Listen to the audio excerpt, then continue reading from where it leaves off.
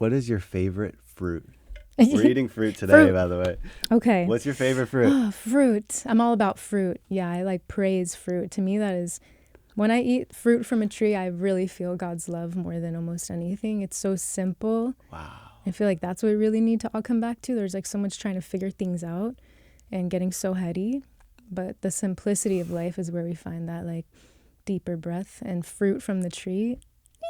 I'm addicted. It brings me back to the moment so deeply, and that trust, like, oh wow, everything's working out. Like, this makes so much sense. It makes so much like sense. It's just like this givingness. Like, you don't even have to take. Like, even a vegetable, like a root, you have to take, or even a leaf you have to take, or an animal's life you have to take, or for dairy you're taking its milk, or eggs you're taking its potential baby. So there's like this taking, and not a lot of people are giving back to, like, when they're harvesting a root, and they're not giving back when they're harvesting from the animal. They're not honoring that animal giving back. So there's not like this reciprocity, and this food is coming from this place of extraction and abuse.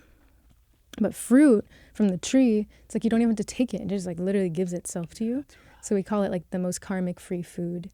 And then it has all these seeds. It's like, wow, you like literally want me to spread this for other people, other animals. Like, it's really the infinite abundance, tuning into that. And then once we tune into that consciousness and know that exists, we can like live from that place of fullness and not scarcity, which is that like taking and extracting and survival mode. And literally fruit reminds me, especially coconuts, because they're literally everywhere. Oh, cocoa consciousness changed my life. Crazy. I'm cocoa crazy. But I love what you're saying about fruits. Yeah, they're like literally, hey, here you go. It's like there's meaning to it. And it's delicious. Okay, yeah. My favorite fruit? Tell me. I always say jackfruit, because it's the biggest fruit in the world and could feed the most people. And I'm all about that food security. Wait, for real?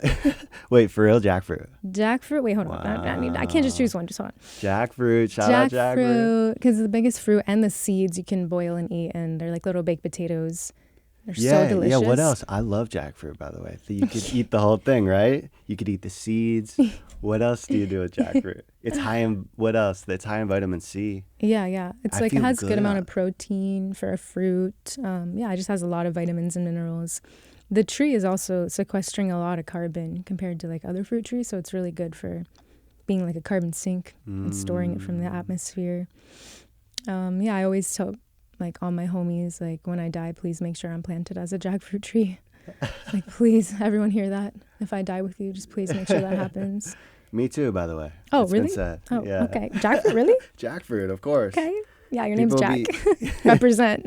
Yeah. Me and Jack planted a jackfruit tree at Riverbend Park. That's right. We guerrilla gardened. Yeah. And then it got mowed over. Allegedly, we planted. Yeah, but that was a lot of fun. But yeah, they mowed it over. That wasn't very nice. But we still keep trying. We persevere. Yeah. That's right. Guerrilla gardening's revolutionary. It's just like gardening without the permission from a human. Like, it's more like permission from Creator and the earth. Like, just gardening in the city at parks and just planting as much as we can. And if it dies, it's okay. Because it's going back, and it's still like our prayers in the land. You like guerrilla planting? Guerrilla gardening. Me too. Yeah. It's so rebellious. I love it. It feeds my inner teenager. Yeah, totally. It's exhilarating. Yeah. Even when it gets mowed down, it's like, oh, I'm just going to plant again. Yeah. Like, but by the way, we want them to, like, people have been guerrilla gardening, or whatever you want to call it, back there for a long time. There's mangoes back there. Yeah, Riverbend, that land is calling for fruit trees for sure. Yeah. We'll do more. Anyways, also my favorite fruit is Atamoya. That whole family is family. Soursop, sugar apple, Atamoya, but Atamoya. Atamoya hits specifically. Hits deep. Yeah. It's a little more pleasurable than jackfruit, but I still choose jackfruit just because it's the biggest fruit in the world and can feed the most people. Yeah. Yeah, you want to talk about jackfruit? Yeah, what do we have here? You've had... You say it. All right, yeah, I did bring it. It is kaimito. So green kaimito. The green star apple. I've only had the purple. Yes, there's purple and there's green. I'm sure there's a bunch of other varieties. Or it's star apple, they call it.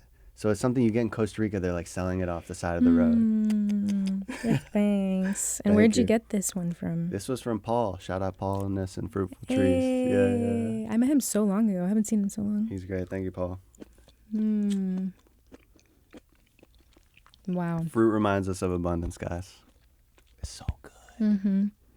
So good. Plant the seeds. The greatest currency is the current seed. We're in the garden. It's existential.